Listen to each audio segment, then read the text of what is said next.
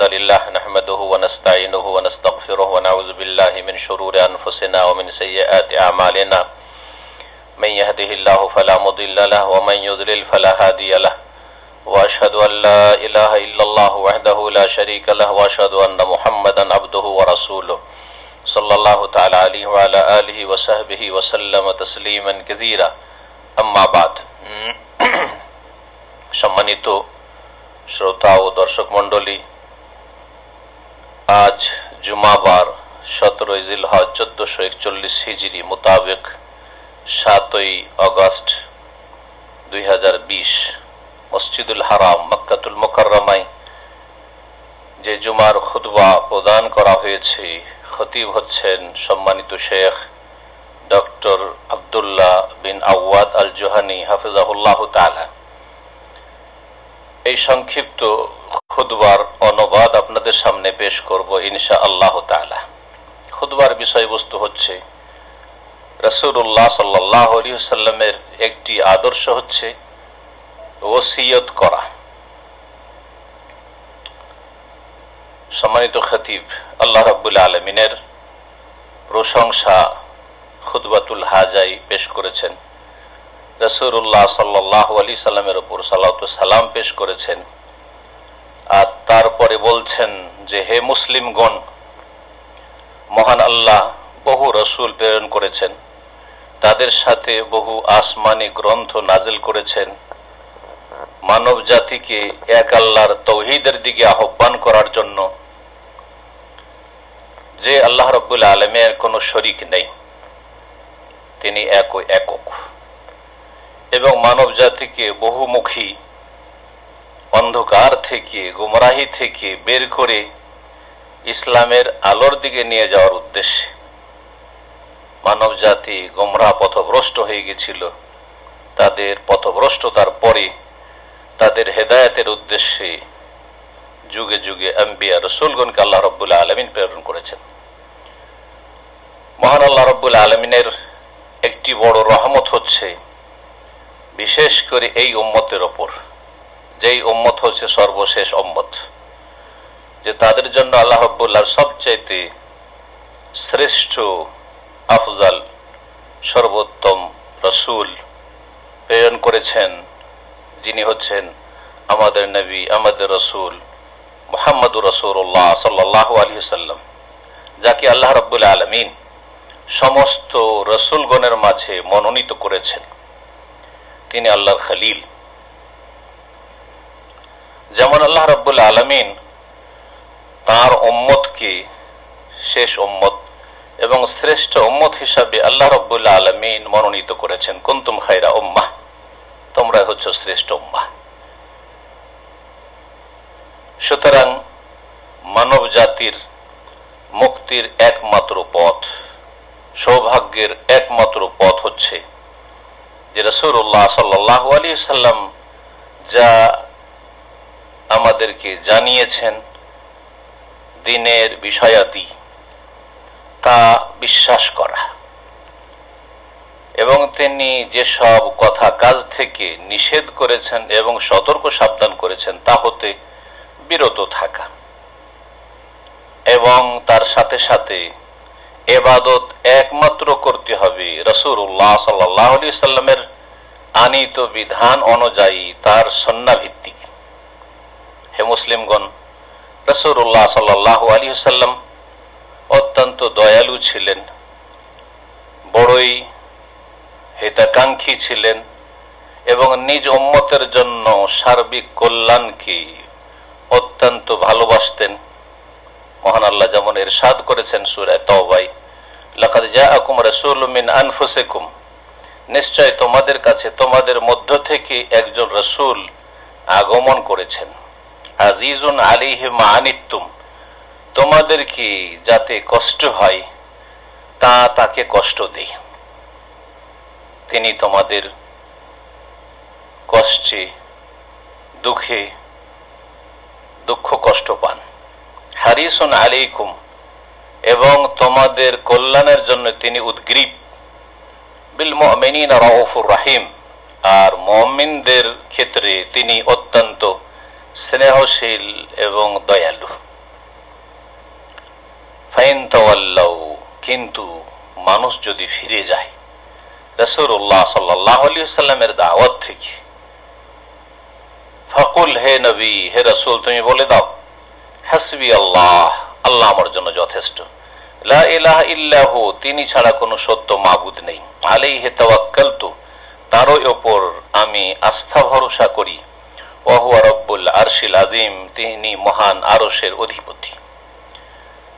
রাসূলুল্লাহ সাল্লাল্লাহু আলাইহি সাল্লামের আদর্শের একটি অন্যতম আদর্শ হচ্ছে ওসিয়ত করা।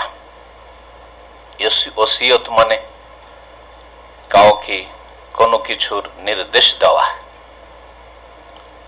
এর শাব্দিক অর্থ হচ্ছে কোনো কিছুকে মিলানো বা মিলিত করা। আর এই শাব্দিক অর্থের সাথে আবিধানিক অর্থের সাথে শরঈ যে পরিভাষা ওসিয়ত রয়েছে তার একটা মিল রয়েছে, গাঢ় সম্পর্ক রয়েছে। এই ওসিয়তের মাধ্যমে একজন আরেকজনের সাথে মিলিত হয়। আর এই ওসিয়ত ধন সম্পদ দ্বারা হয়ে থাকে, আর অন্য অন্য বিষয়াদি দ্বারাও হয়ে থাকে। ধন সম্পদের মাধ্যমে যে ওসিয়ত হয়ে থাকে শরঈ ওসিয়ত, তার আলোচনা ফিকহের সাবজেক্টে হয়ে থাকে, যেটি আজকের খুতবার বিষয়বস্তু নয়। যে ওসিয়ত সম্পর্কে রাসূলুল্লাহ সাল্লাল্লাহু আলাইহি ওয়াসাল্লাম বহু হাদিস রয়েছে, কোরআনে কারীমে এই ওসিয়তের কথা বলা হয়েছে। যে ওসিয়ত সম্পর্কে রাসূলুল্লাহ সাল্লাল্লাহু আলাইহি ওয়াসাল্লাম একটি হাদিসে বলেছেন, ওয়াসসুলুসু কাসীর, 1/3 অংশ ধন সম্পদ ওসিয়ত করবে, খুব বেশি হলে সেটাই অনেক বেশি, তার বেশি না। এই ওসিয়তকে ওসিয়ত এই জন্যই বলা হয় যে যিনি ওসিয়ত করেন তিনি যাকে ওসিয়ত করেন বা যার উদ্দেশ্যে ওসিয়ত করেন তার সাথে তার ওসিয়তের মাধ্যমে সুসম্পর্ক করেন বা মিলিত হয়ে থাকেন। ধন সম্পদ দিলে তার সাথে সুসম্পর্ক হয় ওসিয়তের মাধ্যমে, আর কোনো ভালো কথার ভালো বিষয়ের ওসিয়ত করলে তার মাধ্যমে একজন যিনি ওসিয়তকারী, যার জন্য ওসিয়ত করে, তার সাথে সুসম্পর্ক বহাল রাখাই বা সুসম্পর্কের পরিচয় বহন করাই সেখানে বিদ্যমান থাকে। ধন সম্পদ ছাড়া অন্যান্য বিষয়াদি সম্পর্কে যে ওসিয়ত, সেটি হচ্ছে আজকের খুতবার বিষয়বস্তু। এর অর্থ হচ্ছে দিক নির্দেশনা দেওয়া, হিতাকাঙ্ক্ষী হওয়া, নসিহা করা এবং রাস্তা দেখানো। আর এতে মানুষের উপকার হয়ে থাকে, আর অনিষ্টকারী বিষয় বস্তুকে দূরীভূত করা হয়। এই ওসিয়তের মাধ্যমে মানুষের উপকার করা হয়, আর অপকার থেকে, ক্ষয়ক্ষতি থেকে রক্ষা করার উদ্দেশ্য থাকে।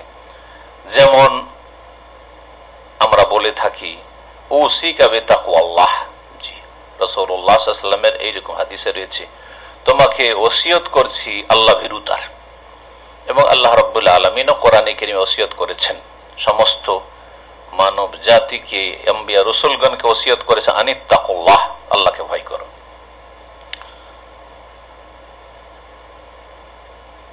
সাহাবায়ে কেরামগণ বলতেন, আওসানি রাসূলুল্লাহ সাল্লাল্লাহু আলাইহি ওয়াসাল্লাম, রাসূলুল্লাহ সাল্লাল্লাহু আলাইহি ওয়াসাল্লাম আমাকে ওসিয়ত করেছেন। আমরা যদি হাদিসগুলি চর্চা করি ওসিয়ত সম্পর্কীয়, বা যেই হাদিসগুলিতে ওসিয়তের শব্দটি উল্লিখিত হয়েছে, তাহলে আমরা বহুমুখী আর বহু প্রকারের গুরুত্বপূর্ণ ওসিয়তের কথা পাবো, যা রাসূলুল্লাহ সাল্লাল্লাহু আলাইহি ওয়াসাল্লামের হাদিসে রয়েছে, এবং মানব জীবনের বিভিন্ন ক্ষেত্রকে সেসব বিষয়গুলি শামিল। সেটা পার্থিব বিষয় হতে পারে, আর সেটা পারলৌকিক বিষয় হতে পারে। কিন্তু ধন সম্পদ ছাড়া অন্যান্য যে ওসিয়ত রয়েছে সেটি আখিরাতের ক্ষেত্রে, পরকালের ক্ষেত্রেই অধিকাংশ ক্ষেত্রে হয়েছে। অধিকাংশ সময়ে রাসূলুল্লাহ সাল্লাল্লাহু আলাইহি ওয়াসাল্লাম পারলৌকিক বিষয়ে বা দ্বীনি বিষয়ে ওসিয়ত করেছেন, আর সেটা বড় সংক্ষেপে করেছেন। এ সমস্ত ওসিয়ত যা রাসূলুল্লাহ সাল্লাল্লাহু আলাইহি ওয়াসাল্লামের আদর্শে সুন্নায় রয়েছে, তার মধ্যে একটি ওসিয়ত হচ্ছে, গুরুত্বপূর্ণ ওসিয়ত, রাসূলুল্লাহ সাল্লাল্লাহু আলাইহি ওয়াসাল্লাম মহান আল্লাহ তাআলার কিতাব সম্পর্কে ওসিয়ত করেছেন। আওসা বিকিতাবিল্লাহ। যখন জিজ্ঞেস করা হয় রাসূলুল্লাহ সাল্লাল্লাহু আলাইহি ওয়াসাল্লাম ওসিয়ত সম্পর্কে, তখন বলা হয় যে তিনি আল্লাহর কিতাব সম্পর্কে ওসিয়ত করেছেন যে আল্লাহর কিতাবকে তোমরা আঁকড়ে ধরবে, আল্লাহর কিতাবের সার্বিক জীবনে বাস্তবায়ন করবে। এই আল্লাহর কিতাবের ওসিয়ত, আল্লাহর কিতাবের হক আদায় করবে, সেটি এই কিতাবের তেলাওয়াতের মাধ্যমে, এই কিতাবের বাস্তবায়নের মাধ্যমে, আমল করার মাধ্যমে। আবু যার রাদিয়াল্লাহু তাআলা আনহু একটি হাদিসে বলছেন, কুলতু ইয়া রাসূলুল্লাহ আউসিনি, আমি বললাম হে আল্লাহ রাসূল সাল্লাল্লাহু আলাইহি ওয়াসাল্লাম, আমাকে ওসিয়ত করুন। তখন তিনি বলেছিলেন, আলাইকা বিতিলাওয়াতিল কোরআন, তুমি কোরআনে কারীমের তেলাওয়াতকে আবশ্যক করে নেবে, তুমি কোরআনে কারীমের তেলাওয়াতকে আঁকড়ে ধরবে। ফাইন্নাহু নূরুন লাকা ফিল আরদি, তা হচ্ছে তোমার জন্য পৃথিবীতে জ্যোতি, নূর। ওয়া যুখরুন লাকা ফিস সামাই, এবং আকাশে তোমার জন্য সঞ্চিত সম্পদ। ইমাম ইবনে হিব্বান রাহমাতুল্লাহি আলাইহি তার সহিহ কিতাবে হাদিসটি সংকলন করেছেন। এই মহাগ্রন্থ আল কোরআন মানুষের জীবনের সার্বিক দিককে নিয়ন্ত্রিত করেছে। তার একটি দিক হচ্ছে প্রতিপালকের সাথে সম্পর্ক, বান্দার তার রবের সাথে, তার মালিকের সাথে, তার মাবুদের সাথে সম্পর্ক। এই ক্ষেত্রে কোরআনে কারীমে আল্লাহ সম্পর্কে সঠিক আকীদাকে সুস্পষ্ট করা হয়েছে, এবং সঠিক বিশুদ্ধ আকীদা সম্পর্কীয় যত অদৃশ্যের বিষয় রয়েছে, গায়বিয়াত রয়েছে, সেসব বিষয়গুলিকে বিশদভাবে বর্ণনা করা হয়েছে। তার একটি গুরুত্বপূর্ণ বিষয় হচ্ছে ঈমানের 6টি স্তম্ভ। মহান আল্লাহর প্রতি ঈমান, আল্লাহর মালায়েকা ফেরেশতাগণের প্রতি ঈমান, আল্লাহর আসমানি গ্রন্থসমূহ, আসমানি কিতাবসমূহের প্রতি ঈমান, আল্লাহ রাব্বুল আলামিনের যে যুগে যুগে রাসূলগণ এসেছেন, নবী রাসূলগণের প্রতি ঈমান, আর পরকালের প্রতি ঈমান, পরকালে যতগুলি স্তর রয়েছে, ভালো মন্দ তাকদীরের প্রতি ঈমান। এগুলো হচ্ছে সব গায়বিয়াত, অদৃশ্য। ইবাদত সম্পর্কে এইরকমই কোরআনে কারীমে বিশদভাবে বর্ণনা করা হয়েছে, ইবাদতের নিয়ম, নীতিমালা, পদ্ধতি, পরিমাণ ইত্যাদি। এইভাবে মানুষের আচার আচরণ, মুআমালাত, লেনদেন, এগুলোকে নিয়ন্ত্রিত করা হয়েছে, যার মাধ্যমে একজন মানুষ আর একজনের সাথে সুসম্পর্ক রাখে এবং যোগাযোগ রাখে। এরই একটি দিক হচ্ছে ইসলামী ভ্রাতৃত্ব। একজন মুসলিম অপর মুসলিমের ভাই, এই ভ্রাতৃত্ব বন্ধন আল্লাহ রাব্বুল আলামিন দান করেছেন। মহান আল্লাহ ইরশাদ করেন, ইন্নামাল মুমিনুনা ইখওয়া, নিশ্চয় মুমিনরা পরস্পর ভাই। একজন মুমিন মুসলিম অপরজনের জন্য ভাই বোনের সম্পর্ক রয়েছে, দ্বীনি উখওয়া, দ্বীনি ভ্রাতৃত্ব। এবং আল্লাহ রাব্বুল আলামিন যে পারিবারিক কাঠামো তৈরি করেছেন, সেখানে ভালোবাসার এবং একে অপরের অধিকার, একে অপরের ক্ষেত্রে দয়াশীল হওয়া এবং একে অপরের ক্ষেত্রে যে করণীয় দায় দায়িত্ব রয়েছে, এসবের নীতিমালা নির্ধারণ করেছেন আল্লাহ রাব্বুল আলামিন। মহান আল্লাহ ইরশাদ করছেন, পারিবারিক ক্ষেত্রে, স্বামী স্ত্রী জীবনের ক্ষেত্রে, ওয়ালাহুন্না মিসলুল্লাযী আলাইহিন্না বিল মারুফ ওয়ালিররিজালি আলাইহিন্না দারাজা আল্লাহু আজিজুন হাকীম। তোমাদের স্ত্রীদের জন্য অনুরূপ রয়েছে যেমন তাদের উপর দায়িত্ব রয়েছে তোমাদের ক্ষেত্রে, বিল মারুফ, সদাচরণের সাথে, ওয়ালিররিজালি আলাইহিন্না দারাজা, যেমন তোমাদের অধিকার রয়েছে স্ত্রীদের উপর, তেমন তাদেরও অধিকার রয়েছে তোমাদের উপর। ওয়ালাহুন্না, তাদের অধিকার রয়েছে ওই রকমই যেমন তাদের উপর দায়িত্ব রয়েছে তোমাদের অধিকারের ক্ষেত্রে, সদাচরণের বা যেই রকম রীতিনীতি যেখানে রয়েছে সেই অনুপাতে, শরীয়তের দৃষ্টিভঙ্গিকে সামনে রেখে। তবে মনে রাখবে যে ওয়ালির রেজালে আলাইহিন্না দারাজা, পুরুষদেরকে নারীদের উপর আল্লাহ একটি মর্যাদা দান করেছে, সেটি হচ্ছে নেতৃত্বের মর্যাদা, কর্তৃত্বের মর্যাদা, মালিকানার মর্যাদা, এবং তাদেরকে ব্যয় বহনের দায়িত্ব আল্লাহ দিয়েছেন যে তোমাদেরকে ব্যয় বহন করতে হবে। আর রিজালু কাওয়ামুন আলান নিসা বিমা ফাদ্দালাল্লাহু বা'দাহুম আলা বা'দ ওয়া বিমা আনফাকু, যেহেতু আল্লাহ একে অপরের ওপর শ্রেষ্ঠত্ব দান করেছেন, পুরুষকে নারীর ওপর নেতৃত্ব একজনকে দিতেই হবে পরিবারে, সুতরাং আল্লাহ পুরুষকে স্বামীকে স্ত্রীর ওপর নেতৃত্ব দান করেছেন, বাবাকে ছেলে মেয়েদের উপর নেতৃত্ব দান করেছেন। আর কি জন্য? আল্লাহ এক তো শ্রেষ্ঠত্ব দান করেছেন, আর একটি হচ্ছে যে অবিমা আনফাকু মিন আমওয়ালিহিম, তাদেরকে খরচ করতে হয়, স্বামীরাকে পুরুষরাকে নারীদের উপর খরচ করতে হয়, এই দায়িত্ব আল্লাহ দিয়েছেন। আল্লাহু আজিজুন হাকিম, আল্লাহ রাব্বুল আলামিন মহাপরাক্রান্ত বিজ্ঞানময়, তার নাযিলকৃত বিধিবিধানে রয়েছে হিকমত, রহস্য, তথ্য। এই রকমই আল্লাহ রাব্বুল আলামিন মানব জীবনে বেঁচে থাকার জন্য, জীবন যাপনের জন্য রুজি রোজগারের বিষয়টিকেও নিয়ন্ত্রিত করেছেন। ধন সম্পদ উপার্জন করা এবং ধন সম্পদ ব্যয় করা, যা ছাড়া মানুষ পৃথিবীতে বেঁচে থাকতে পারে না। সুতরাং আল্লাহ রাব্বুল আলামিন ইরশাদ করেছেন, ফামশু ফি মানাকিবিহা, পৃথিবীতে তোমরা, পৃথিবীর আনাজ কানাজে তোমরা চলাফেরা করো।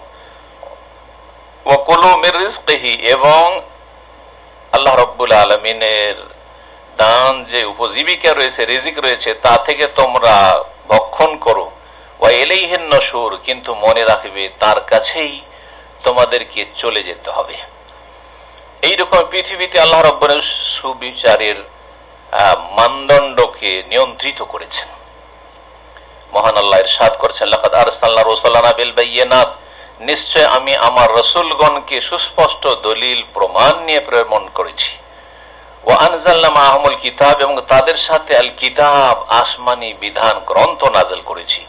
ওয়াল মিজান, এবং দাঁড়ি পাল্লা নাযিল করেছি, যার মাধ্যমে হক আর বাতিল, ন্যায় আর অন্যায়, বিচার, সুবিচার আর অবিচার, ভালো এবং মন্দের মাঝে পার্থক্য করতে পারবে একজন মানুষ। লিয়াকুমান নাসু বিল কিসত, যাতে করে মানুষ সুবিচারের সাথে সুবিচার প্রতিষ্ঠিত করে, সুবিচার কায়েম করে। ওয়ানজালনাল হাদিদ, এর সাথে সাথে আমি লোহাও পৃথিবীতে নাজিল করেছি। এই লোহার কথা যা আমরা বহু কাজে ব্যবহার করছি, এই নিয়ামতের কথা আল্লাহ রাব্বুল আলামিন এখানে বর্ণনা করতে বলছে, ওয়ানজালনাল হাদিদ, আমি লোহা নাজিল করেছি, ফিহি বাসুন শাদীদ, তাতে প্রচন্ড শক্তি রয়েছে, এই লোহায় প্রচন্ড শক্তি রয়েছে।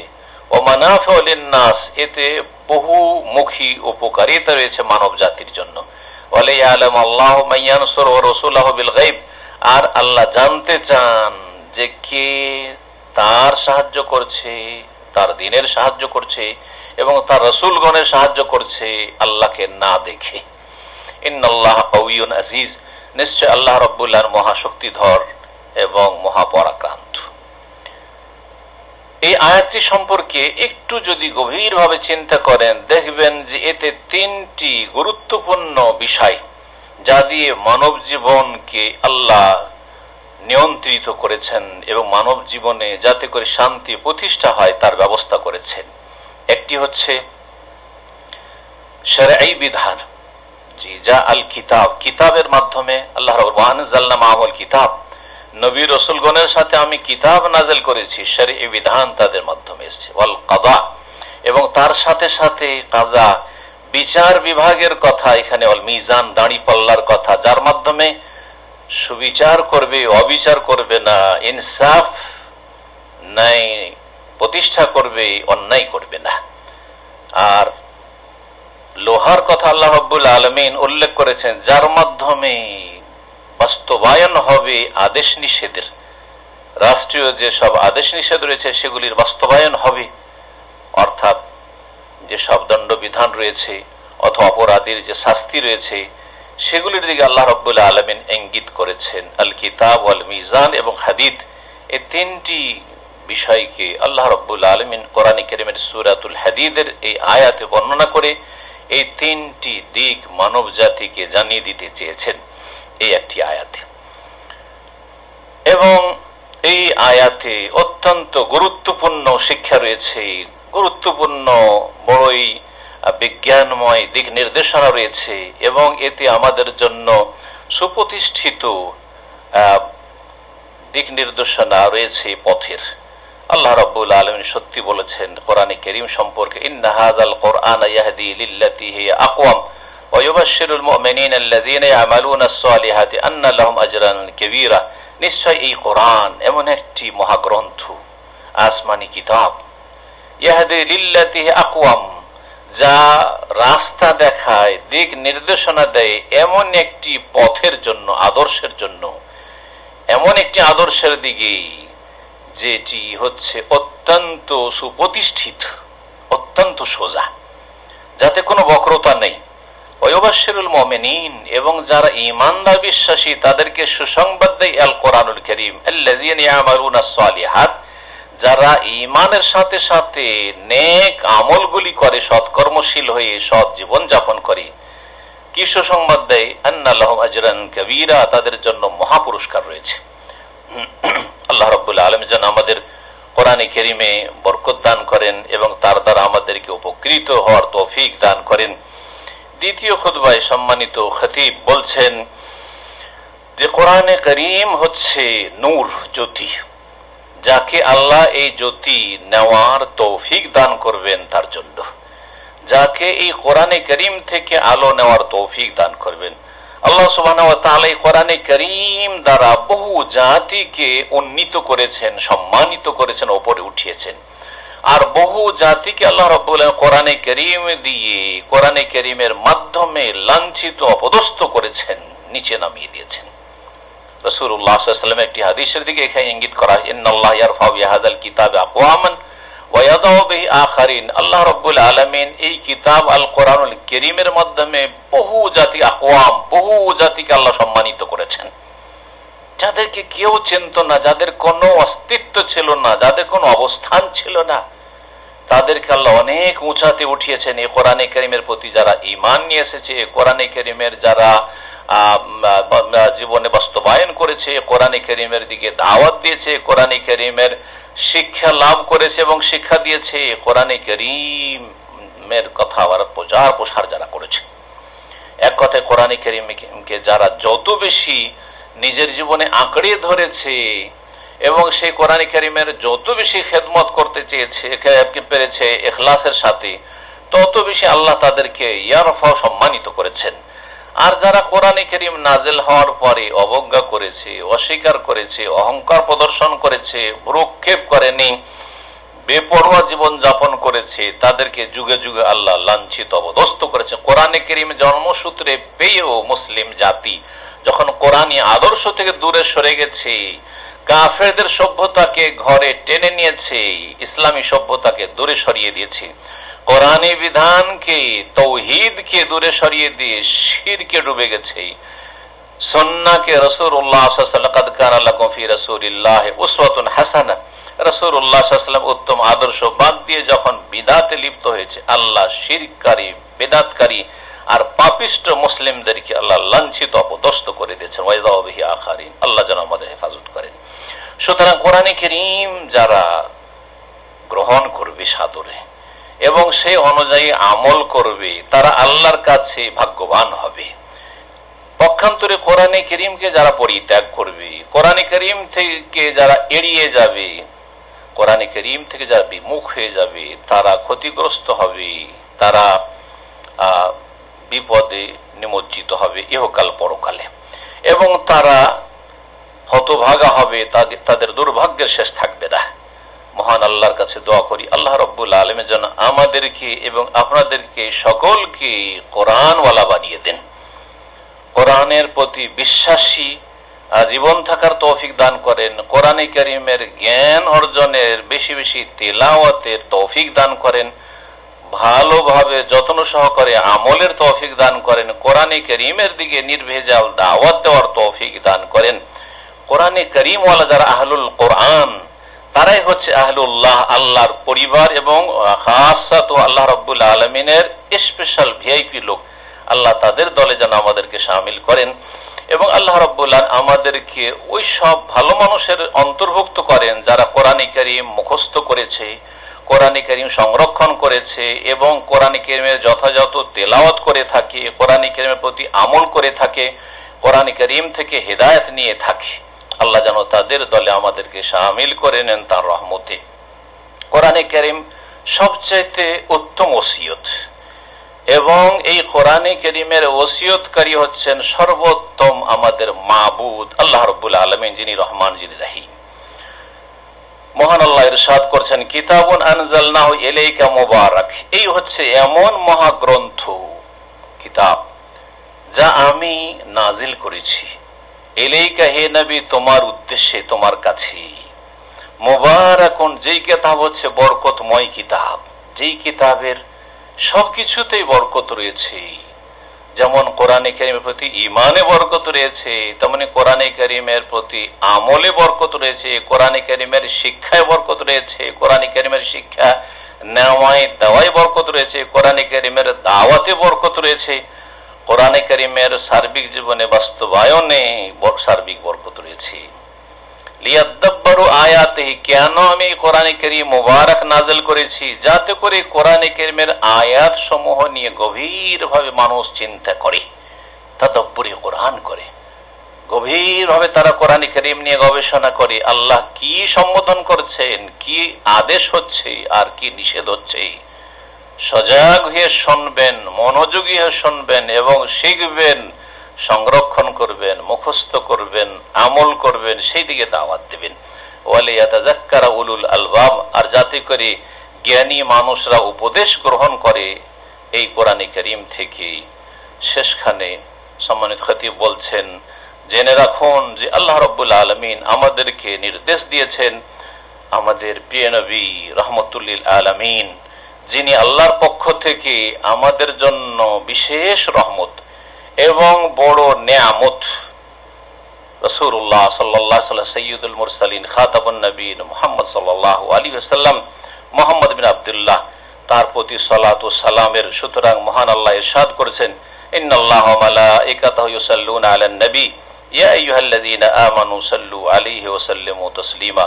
রাসূলুল্লাহ সাল্লাল্লাহু আলাইহি ওয়াসাল্লাম বলেন, মান সাল্লা আলাইয়া সালাতান, যেই ব্যক্তি আমার উপরে একবার সালাত পেশ করবে, আল্লাহুম্মা সাল্লি আলা মুহাম্মদ, আল্লাহ বারিক আলা মুহাম্মদ, যে বলবে, লাম তাজালিল মালাইকাতু তুসাল্লি আলাইহি মা সাল্লা আলাইয়া, ফেরেশতারা মালায়েকা তার জন্য রহমতের দোয়া করতে থাকবে যতক্ষণ পর্যন্ত আমার উপর সালাত পেশ করতে থাকবে।